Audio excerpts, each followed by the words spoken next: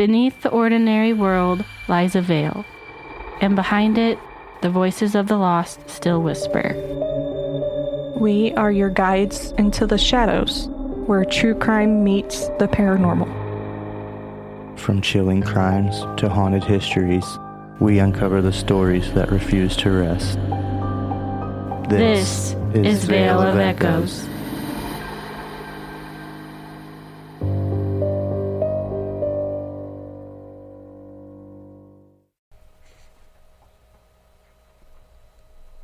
Three teenagers were convicted. One of them was sentenced to die. Years passed. Appeals were denied. The system moved on. But the case didn't disappear. It waited. In court filings, in unanswered questions, in evidence no one wanted to look at again. This story didn't end with a verdict, and it didn't end with a sentence. It ended with a choice.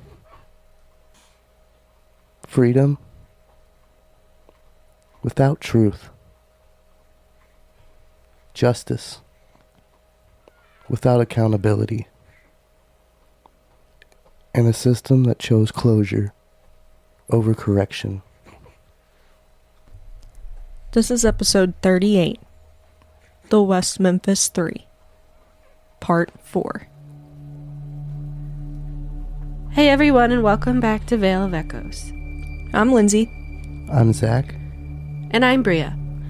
In Part 3, we followed this case through the courtroom, how evidence gave way to belief, how fear replaced proof, and how 3 teenagers were convicted. We talked about a system that didn't slow down when uncertainty appeared, and pushed forward until it reached a verdict it could accept. In this final chapter, we step beyond the trial. What happened after? What changed? And what never did? Before we continue, we want to acknowledge the weight of this episode. This chapter discusses wrongful convictions, death row, and the long-term impact of systematic failure. We approach this story with care and restraint, and with deep respect for the 3 boys who lost their lives, and for the men who spent decades living with the consequences of a verdict that was never fully examined. Listeners' discretion is advised. And if you stayed with us through this series, thank you. If you believe stories like this deserve time, context, and care, consider following the show or leaving a rating or review. It helps independent podcasts like ours keep telling stories that don't always come with easy endings. By the time this case was declared closed, the truth was still unresolved. This final chapter is not about reopening the trial. It's about what happened after the verdicts were already written. About the fight that refused to end, and the violence that would not stay buried. After the verdicts, the system considered the case closed. Appeals stalled, motions were denied, and the convictions stood. One of those men sat on death row. Outside the courtroom, people were paying attention, not because the case was famous, but because it didn't make sense. One of the earliest voices refusing to let this case disappear was Kathy Backen. She wasn't a lawyer, she wasn't a detective, she was an advocate. Kathy Backen founded Free the West Memphis Three. She organized records, tracked filings, connected journalists, attorneys, and supporters. She kept the case alive when the legal system wanted it forgotten. Without public advocacy, this case would have ended exactly where it stood. As more people looked closer, the failures became harder to ignore. The story moved far beyond Arkansas. Public figures began speaking out. Not casually, not vaguely, but clearly. Natalie Maines, Eddie Vedder, Johnny Depp, all publicly stated they believed the West Memphis Three were innocent. This wasn't about celebrity. It was about visibility, pressure, and the simple fact that the world was now watching. As pressure mounted, the case did something it hadn't done in years. It opened. Modern DNA testing was authorized. For the first time since the trial, evidence could be examined using contemporary methods. Not belief, not narrative, science. The West Memphis Three agreed to it. They were willing to take the chance. Because if the results had pointed back to them, the consequences would have been catastrophic. Damien Eccles was still on death row. One interpretation, one decision, could have ended his life. The testing did not confirm the prosecution's theory, and it did not implicate the 3 teenagers. A hair was recovered from one of the ligatures. A shoelace used to bind the boys. Mitochondrial DNA testing was performed. The results showed the hair was consistent with Terry Hobbs. He could not be excluded as the source. While the West Memphis Three were willing to risk everything, even death, to let this evidence be tested, the results pointed away from them. That result didn't solve the case, but it should have changed how the case was handled. It didn't. And instead, it led to a choice: freedom, or the risk of dying behind bars. And next, we need to talk about the deal they took, and why innocent people sometimes accept guilt on paper. So if science begins to point away from a conviction, and the system still refuses to admit a mistake, what does freedom actually cost? Well, they completely just fucked these kids over anyway. Yeah. Well, yeah, because they had no evidence linking them, and any evidence that was brought towards them, they kind of just brushed off. Like, for some reason, they wanted this boy executed. I don't know what. He didn't do nothing to them, but... Oh my god, he's into metal. He's satanic. Yeah, pretty much. Like, fuck off. Like, well, we have to find someone who would fit this. Here, we're gonna fit the guy that dresses in black and listens to heavy metal because he's a loner. He's gonna be an easy target. He's gonna say yes to everything. Yeah, it's fucked exactly. up. He was chosen because he was an outsider, not because he was guilty. Yep. To this day, they still have no evidence linking them anywhere to the crime scene. Nope. And that's ridiculous. Like, that's what I don't get, because, like, I understand wanting to solve the case, but solve it, you know? Like, it's still an open case, technically, because no one's convicted. right. solve it the way it should be solved. Actually do your fucking job. Exactly. I mean, the whole Bojangles story is just such a slip-up. Like, you were in the drive-thru when he was telling you about this, and instead of parking and going in and checking on it right then and there, you decided to come back the next day. Yeah, but I know that was before but still, it was before their bodies were found, but still, Exactly, though. like, if I was a cop and someone said, there's a bloody that's like guy part in of your here. duty. It's like, why is he bloody? Like, what the be hell? What the fuck? Do you want to go check out the bathroom? Because he made a pretty decent mess, and she did it. She just... Well, what? Wasn't there, like, a few years ago, a guy walked into Festus Walmart, like, completely covered in blood or something? It was, like, years ago. Oh, yeah, and he ended up murdering those people. Yeah. Yeah. And nobody looked I know. twice at him? I know. They Yeah. just... That guy was... They just let him walk right through, like, hey. Look, this is Jefferson County. People He was dress on like a that. No. murder spree. He killed, like, 8 other people or something. I was about to say, because I remember... Across the few states. Yeah, because I remember that story coming out where he just walked into Festus Walmart with bloody clothes and bought new clothes and nobody said anything to him. Yeah. I'm like, I'm gonna look at you and be like, bro. The cashier's just checking him out like, oh, just a normal. I wouldn't be able to be quiet about it. I'd be like, "What the fuck's wrong with you? Why are you coming up in here? Were you in an accident? You already look creepy. So what's the deal I mean, here? were you in an accident or did you just kill somebody?" I would straight up ask him that. Like, okay, you're covered in blood. Did you just like murder somebody or were you skinning a deer or some shit? Because it's Jefferson County. Exactly. Like, what? Definitely makes no sense. What's going on here? No. Was all of his victims from Missouri, or you said across states? Yeah, they're from different states. Yeah, it was Jeez. a couple different states. Yeah, I I want to don't do one know. over him. I don't sound familiar. Well, it's like What? the He was the one who dumped the bodies behind the gas station Yeah. there. Compton's gas station. Across from Pius. he just dumped them Was in the it- back of the. It wasn't old people, was it? Yeah, it was Yeah. two old people. I thought that was at a hotel. He murdered them at the hotel. And But they then- dumped them behind the... Okay, now I do remember. I remember the hotel, but I thought they dumped them at the... Comfort Inn. Yeah, I thought he just dumped their bodies behind where he killed them. My bad. No. Yeah, I had no idea No, he took them he- to Compton's. He put them in the back of the truck he stole from Shit. another person he killed. I Yeah. go there and buy Mountain Dew in the morning, not even think about it on my way to work after I drop the boys off. Yeah, I remember when that happened. Yeah. I I remember was the old young. folks, but I was like... Because we watched that on ID too after or something. Mhm. Yeah. See no evil. See no evil. Yeah. That guy's crazy. Yeah, because Yeah. you just got done murdering folks, so that's already certified nuts. And then you walk into the Walmart bloodied up with the clothes to buy new clothes. Yeah, Yeah, I mean, he's some straight kinda up, just crazy.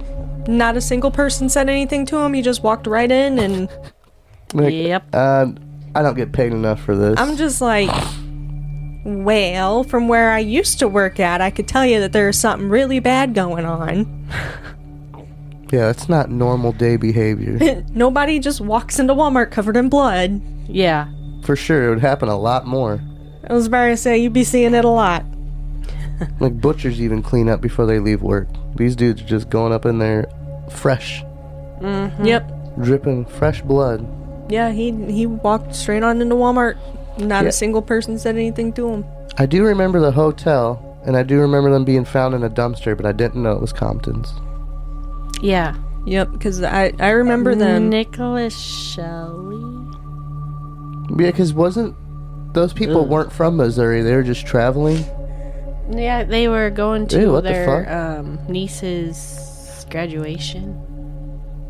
Yeah, that doesn't scream pedo. Wasn't he like 60? They were 60 or something? They were older, right? Well, he first began on June 23rd, 2008, when he killed 93-year-old Russell Reed in his hometown of Sterling. Oh, so this was that kind of almost 20 years ago kind of shit. Yeah. So This yeah, I happened in mean, 2008. I remember seeing it on the show, but yeah, the gas station I had no idea. Yeah. He killed 93-year-old Russell Reed, and then he killed a 65-year-old Ronald Randall. So he killed old people. That same night, Shelley drove Randall's truck to Rock Falls and murdered Kenny Olvey, 25, Brock Branson, 29, and his fiancee, Oh, so never mind. Kalina, 20, and her son, Dan, 2. Holy shit. He killed all 4 victims with a hammer. What the fuck were they all doing then? Even the 2-year-old? Yeah. Well, Is this guy been executed? No, I think he's in, I swear to you, if it's another one of those fuckers where Lawrence they said, Correctional Center in Illinois. I think I've been by there. we're gonna plead the sanity case. He's not, no. No. No. I know. There's nothing that he's crazy, but he knew what he was doing. Yes. That motherfucker, death penalty. Oh, That's the definitely. thing about insanity. There's got to be some other term, because, like, yeah, that's insane, but it's not like he didn't know what he was doing. Exactly. He's crazy enough to follow through with what he planned. Like, Yeah. when I think of somebody who really didn't know what was going on in their mind and in their brain at the time that they were doing some of this stuff, Ed Gein. Mm-hmm. Especially back Yeah, then, because he he seemed, didn't know what mental health was. Yeah. He had no idea what was actually going on with him. Not condoning what he did by Oh, no, any there- means. Did you hear about the modern day Ed Gein guy? Oh yeah, the one that has like a bunch of bodies. Didn't like they he find collects 100 or them. something plus bones in his basement? Yeah, Yeah, he's he only like 34. collects them and shit. He's young like, too. He wanted to be like, Yeah, wasn't that's what I he said. He's wanting to be like a mortuary assistant or some something. shit? Man, I saw that picture of him and I was like, what the Yeah, he's got the fucking long hair. I'm like, Yeah. See, yeah, it's you people scream like that the shit, reason I bro. gotta cut my hair. Like, you scream that shit, bro. I don't need association with that. Bro, did you see some of the footage of their... Yeah, I watched some of them, the cops going through the garage and stuff, and I was like, how can you open up your garage door and be like, what's up, Terry? What's up, Sarah? Like, I'd be opening that thing up and I'd be gone. Like, Gross. nope. I know what this guy's up to. I'm out. Bye. Yeah. Have a good day. And it had to have smelled, right? Oh, it had to have, There's because no way it didn't. there was still skin on them. Some of them were like from the 1800s, weren't they? Some of the bodies. Well, and a couple, if you noticed when you watched the video of the garage, some of them still had their skin. So Didn't he get it's caught, got to like, stink. digging up 2 child corpses, I think is what... Well, if he's doing that shit, I don't care if you dig up a Yeah, he was person, digging up child but if you dig up corpses. children like that, you're a sick fuck. You do not need to be in society. You need to be in a fucking mental institution somewhere and just stay there. What was his name? Jonathan Gerlich or Gerlach? I don't know. Why is it always the Johns? John, Ed, and Ted. No. John Wayne Gacy. Uh-oh. I'm curious now.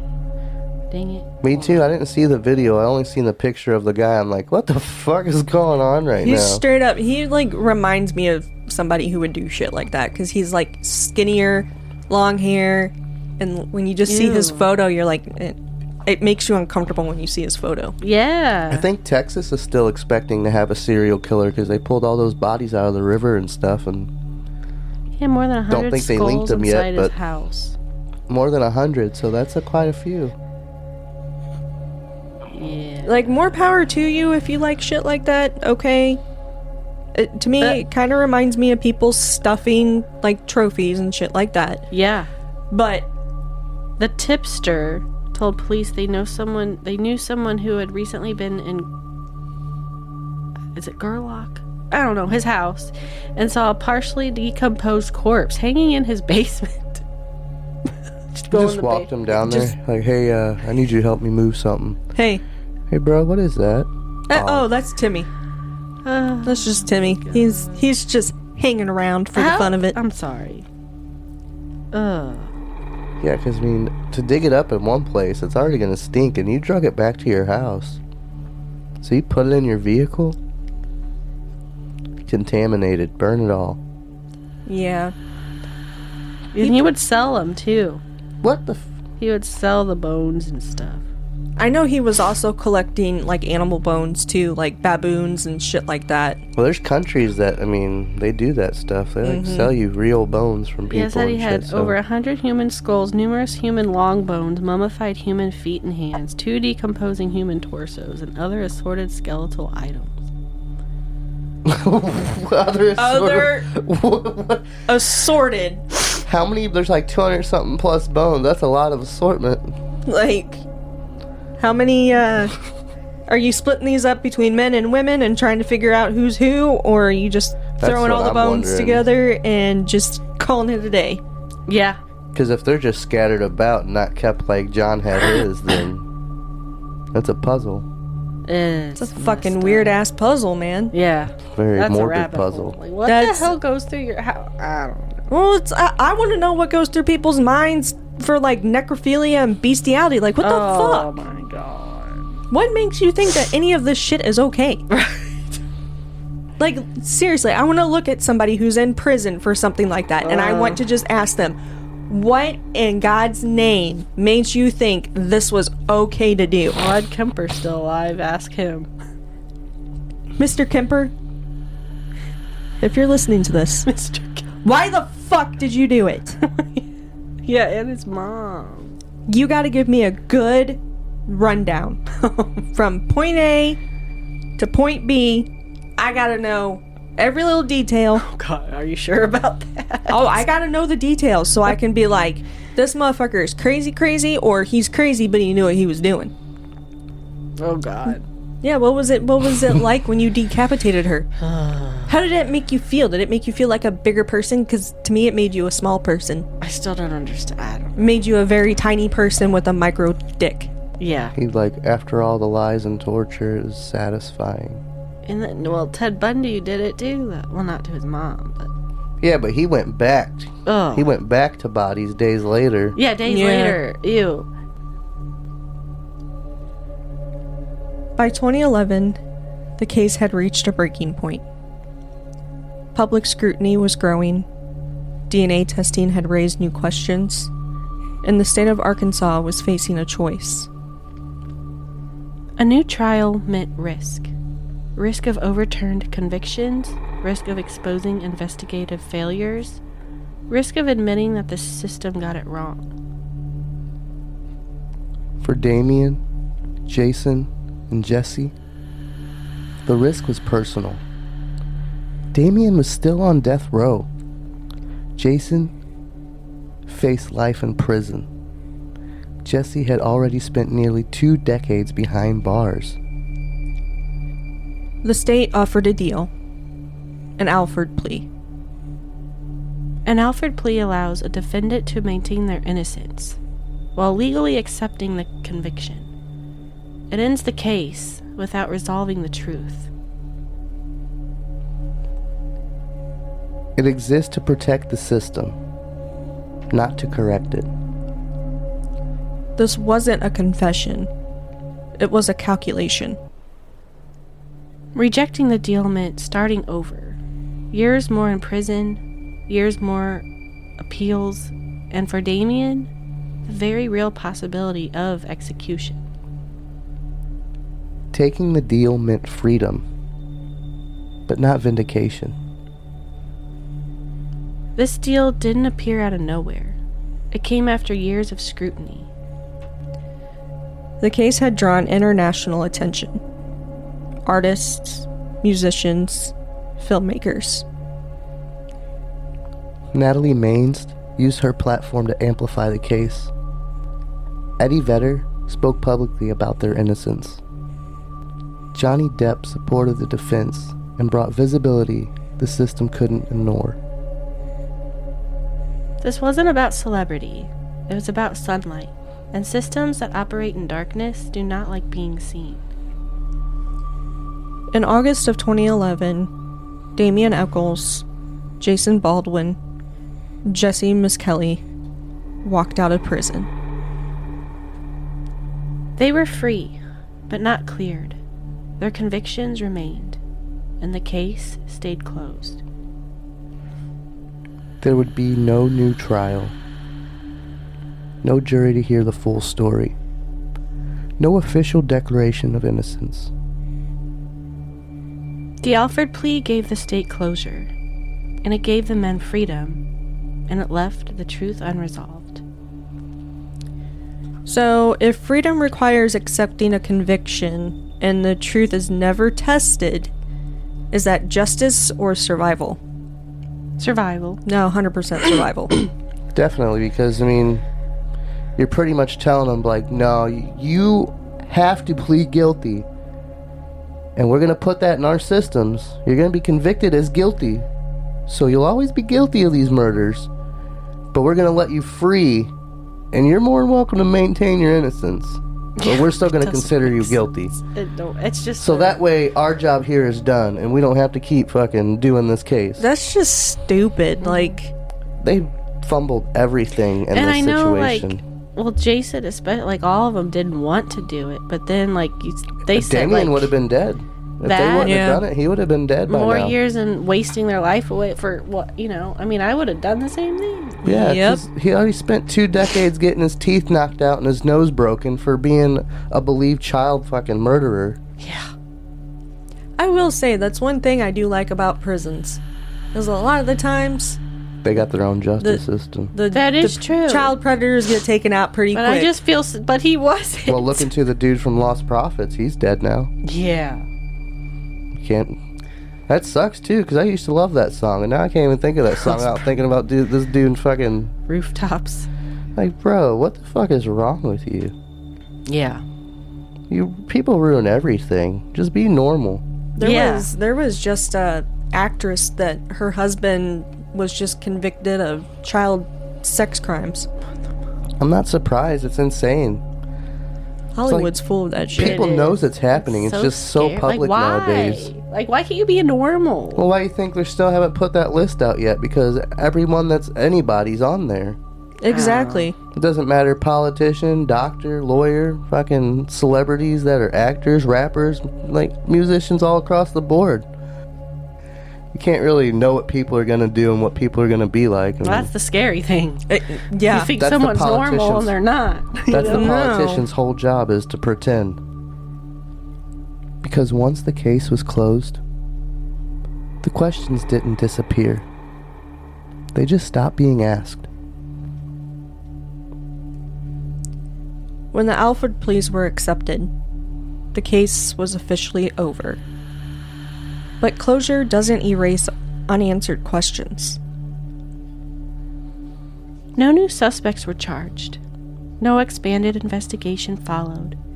And the questions that once mattered most were left where they fell. On the night the boys disappeared, a call came in about a man inside a Bojangles restaurant in West Memphis. He was reportedly covered in mud and blood. A police officer responded to the call, but she did not enter the restaurant. She went through the drive-thru.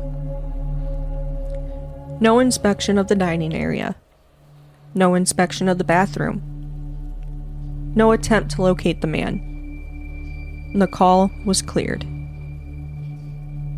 It wasn't until after the boys' bodies were discovered that an officer entered the restaurant.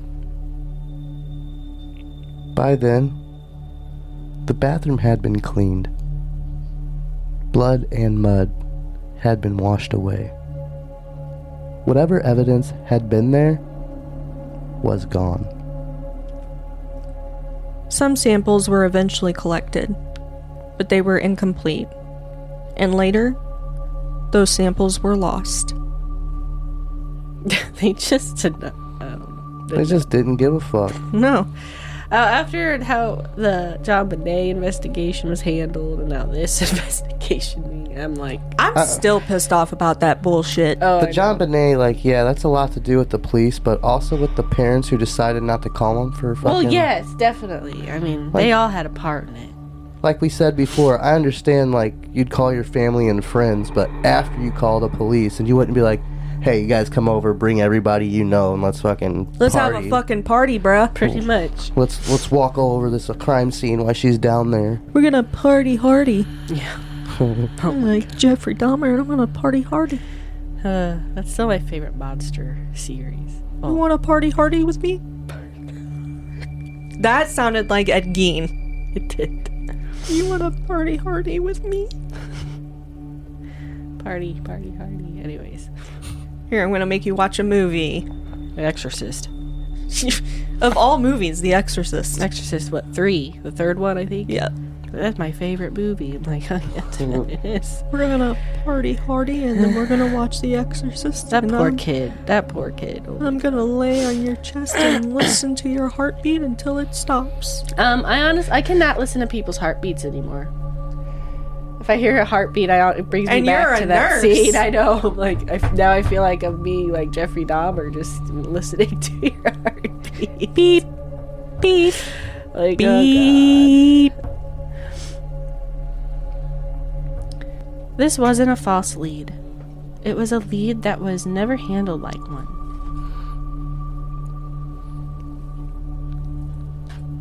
That restaurant sat near a busy roadway and a nearby truck stop, a place with constant traffic, strangers passing through, people who were never asked where they were that night.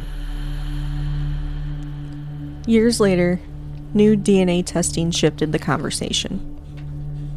A hair found in one of the ligatures. a shoelace used to bind the boys, was tested. The DNA did not match any of the West Memphis Three. They were excluded. The hair was consistent with Terry Hobbs. He could not be excluded as the source. This did not identify who committed the murders, but it raised questions that had never been asked at trial. There was also a timeline problem. Terry Hobbs later stated he began searching for the boys around 6 p.m. But records and accounts show organized searches did not begin until 9 p.m. That gap was never fully explored. There was more DNA, swabs taken from the boys' genital areas, collected during autopsies, were later tested using modern methods. There wasn't enough material to generate a full DNA profile, but there was enough to exclude. The DNA did not match the West Memphis Three. They were excluded. It also did not match Terry Hobbs. He was excluded as well. Exclusion should have mattered. It should have expanded the investigation. It didn't. There are also questions about Mark Byers. Inconsistent statements, volatile behavior, public theatrics that raised concern. None of this proved guilt, but it warranted scrutiny. Scrutiny that never came. Yeah, and I think he was the one, right, with the teeth, got his teeth removed and replaced. I Mark think Byers so. was. Yeah, but see, that's another But it was thing. years later. Yeah, that's another thing that, like, in the documentary, it kind of makes it seem it was immediately. But it was years later. But so, yeah, it was up to 4 years after the boys were found that he got his teeth replaced. Which, I mean, I wouldn't really think that would bring up much suspicion. I mean, if you got your teeth removed, Now, if it was more so, like, right after... Yeah. Yeah, like 4 years later, it's like, oh yeah, man. But I thought the same, like, it seemed like he did it immediately after they were found, like the same year, but... Yeah. They just don't know. I mean, whoever's DNA was on that swab.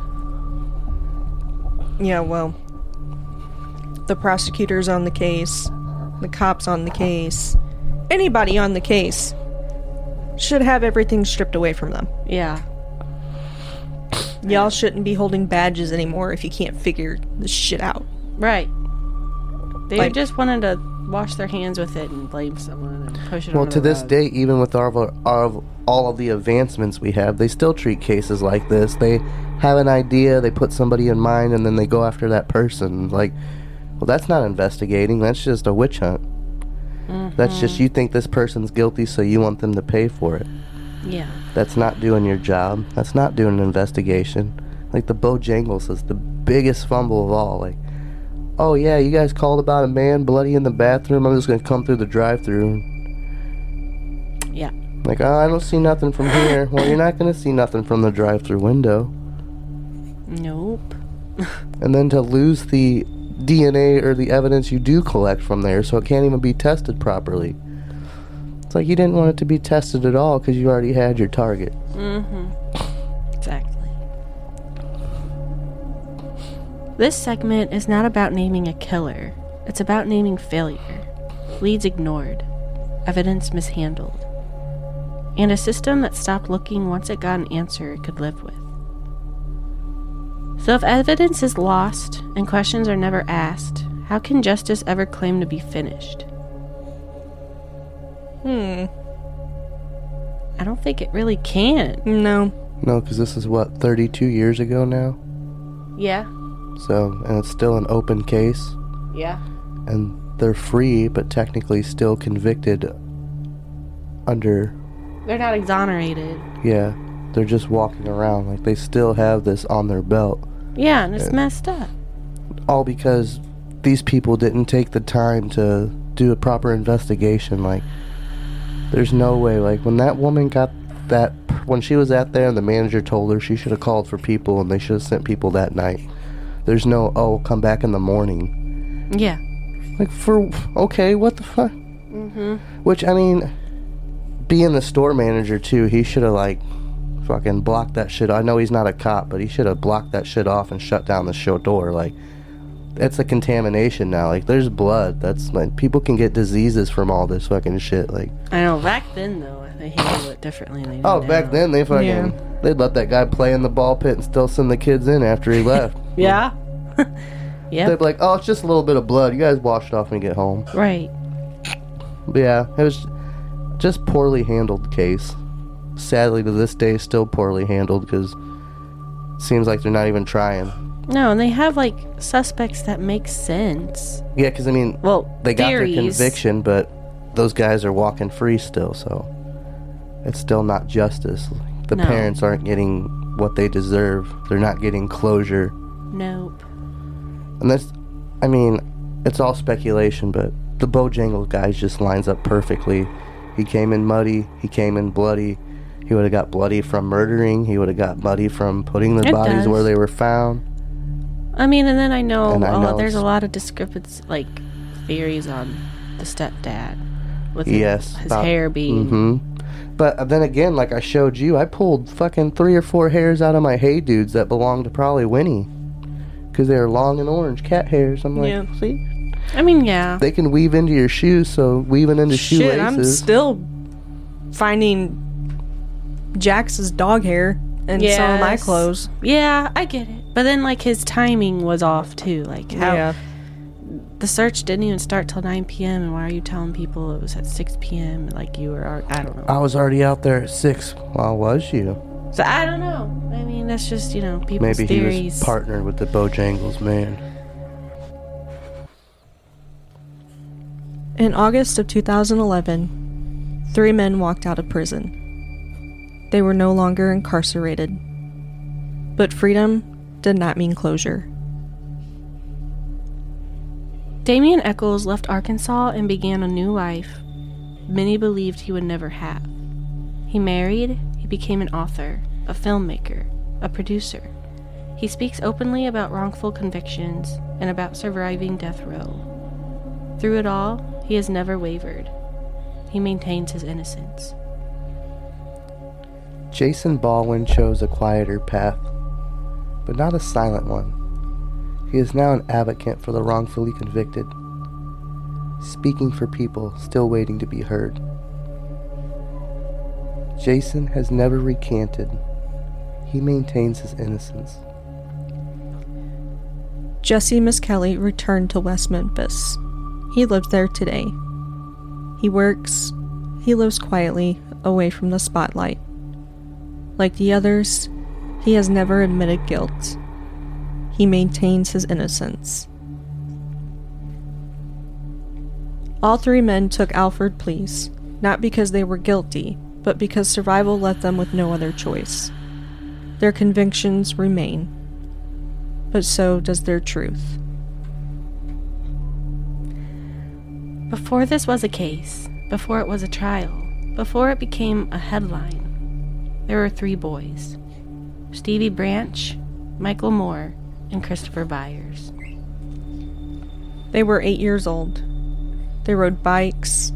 They raced each other home. They laughed loudly and trusted the world would be safe. They were sons. They were loved. They deserved to grow up. They were denied justice. First, by whoever took their lives. And again, by a system that stopped searching before the truth was found. This case didn't end because the truth was found. It ended because the system found an outcome it could live with. And that may be the most haunting part of it all. If this story stayed with you, if it made you angry or unsettled, please consider leaving us a review. It helps more stories like this continue to be told, and it helps keep the names remembered.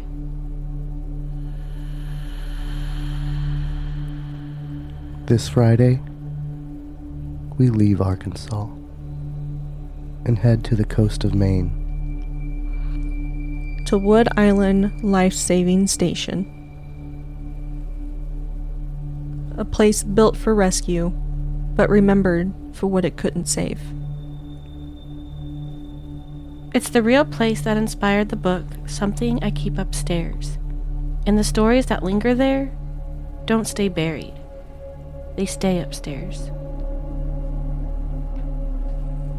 And this week, we sit down with New York Times best-selling author J.D. Barker to talk about the book, The Psychology of Horror, Why Fear Works, Why It Stays, and why some stories never really let you go.